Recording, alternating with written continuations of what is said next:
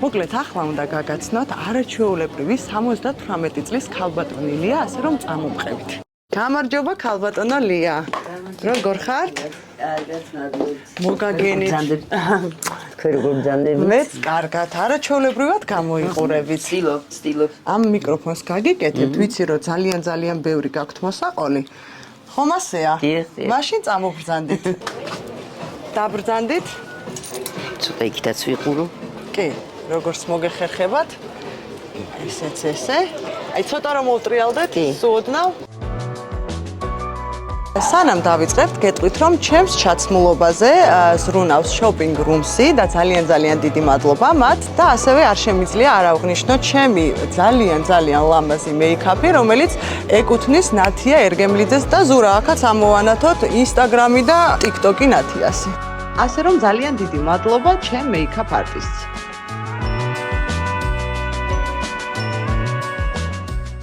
ქალბატონო ლია, ჩვენს vlogs ქვია, რისი თქმა მინდა. ამ შემთხვევაში თქვენი მთავარი სათქმელი რა არის, ესეთი ცხოვრებისეული დიდი გამოცდილება გაქვთ? ადამიანმა ცხოვრებაში არაფერი არ უნდა ინატროს, არც ქონება, არც ფუფუნება, არაფერი, ჯანმრთელობის ფასი არაფერი ყოფილა. ეს ეხლა მივხვდი მე. კორონას დროს ვიგრძენი ძალიან ცუდი მდგომარეობა მქონდა, სწორ ნაწლავზე აღმომაჩნდა სიმსივნე. ისეთი საშინელი დღეები მაგადატანელი, რომ ვიცოდი რომ მე ესეთი ცუდი დაავადება მქონდა და შვილებს შევყურებდი იმით სიყვარულით, რომ აი თქვენ თუ გადამატაინებთ ეხლა და მე ჩემ თავს შეუძახე, რატო ვიძახი ამას? მოდი და ხნეთ ვიქნები რა, მე არაფერი არ ამჭირს ამაგისო და შევედი სიცილით სამანტოფოში გამიკეთეს ოპერაცია ისე რომ გაოცებულები იყვნენ ექიმები. ეს ქალბატონი კიბოთი არ არის დაავადებულიო. ამას არაფერი არ აჭირსო საამისო. გაიკეთებს ოპერაციას და ფრენით გავა აქედან. და ესე ამ შემართებით გამოვედი სამანტოფოდან. ბევრს მივეცი დარიგება და ალბათ მიხვდებიან ისინი ახლა რატოც და იცოცხლო იმის იმედით, რომ არაფერი არ გჭირს და ხნეთ უნდა იყო. როდესაც ეს დიაგნოზი დაგისვეს, აი პირველი ემოცია თქვენი რა იყო? აი შიში, თუ უკვე აღარ გინდოდათ ამ ყველაფერზე საუბარი, თუ აი რა იყო პირველი, რაც თქვათ გაიფიქრეთ? ჩემი შვილი 45 წლის ასაკში სიმსივნით გარდაიცვალა და იმის შემდეგ მე შიში აღარ ვიცი. მაგრამ რაღაცა გრძნობა მქონდა ისეთი, რომ მე ეს არ მომკლავდა. რატომღაც ესეთი გრძნობა მქონდა.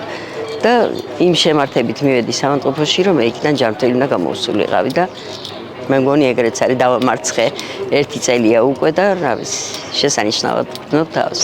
რუსკამ მიამით იმის თქმა მინდა, რომ ჩემნაირმა ავანტყოფებმა თავის დააგონონ, რომ იმათ არაფერი სჭირთ სერიოზული და ყველა დაავადებას აქვს თავისი წამალი, ხო?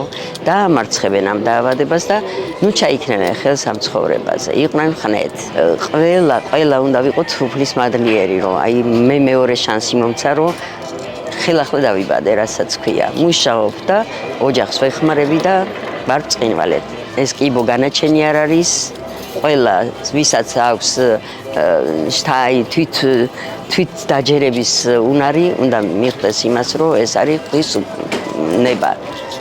და ამითი არავინ არ მოკვდება, თუ რწმენა ეკნა. თავარი რწმენა და იმედი. ქალბატონო ლია, მე არც კი ვიცი, ანუ რა გითხრათ, უღრმესი მადლობა და ესე უნდა ჩაგეხუტოთ, იმიტომ რომ ისეთი ისტორია მოგვიყევით, ჯანმრთელობას გისურვებთ და ყველაფერს საუკეთესოს. დიდი მადლობა ყველაფრისთვის. ძალიან კარგია რომ გაგიცანით და ყველას უსურვებ ჯანმრთელობას. გაიღიმეთ ქალბატონო ლია. ცხოვრება მშვენიერია. გაიხარით.